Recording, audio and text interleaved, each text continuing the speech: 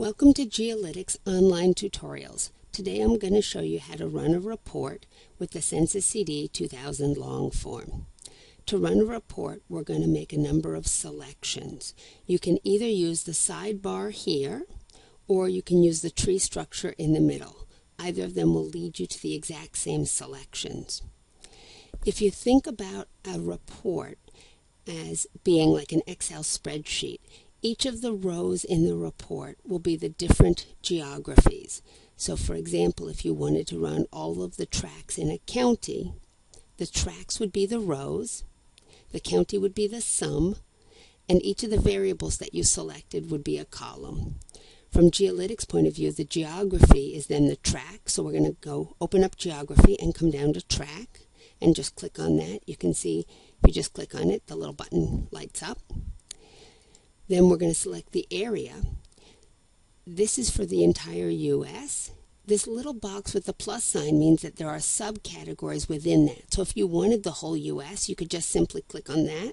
If you wanted a smaller area, just click on the little box and you can now see that all of the states are shown.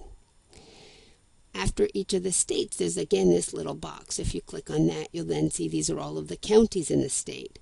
Again, there's this little box. If you clicked on that, that's all of the block groups within that all of the tracts within that county. Let's select all of the tracts in the first two counties in Alabama.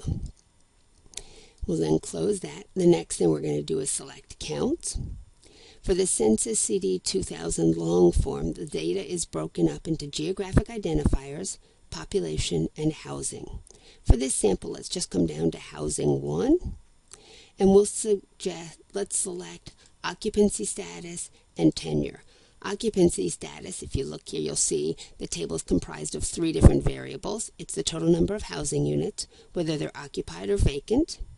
And for H7, it's of the occupied housing units, are they owner-occupied or renter-occupied? If you didn't want all of the variables in a table, again, just like with the geographies, this little plus sign, you can click on it and you'll then see all the different variables and you could select just the ones you're interested in. We now get to select the type of report we want. A CSV or a DBF file will end up looking like an Excel file, and they'll open right up into Excel or into a database program or into Stata or something like that. You can also select a map, and you can either do the map or the MIF, both of which are mapping functions, or you can run a summary report.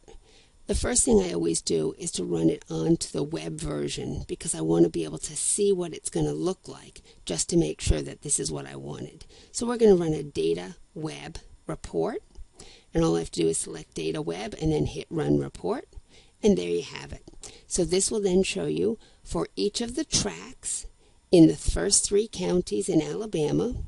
This is H61, which was the total housing units, then whether they're occupied or vacant, and then of the occupied, are they owner-rented or are they owner-occupied or renter-occupied? And that's all it is to it.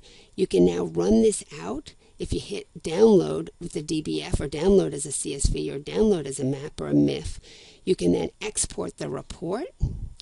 And let me show you what the map would look like instead.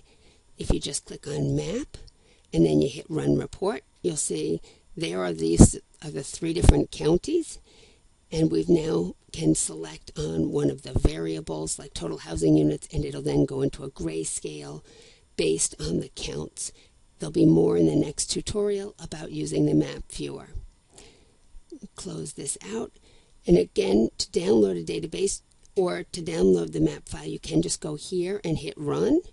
Or you can run it as a database first on the web, which is always my preference, so you see it and make sure it's what you wanted, and then export it. That's all it is to it. You've now run your first report with the GeoLytics Census 2000 long form.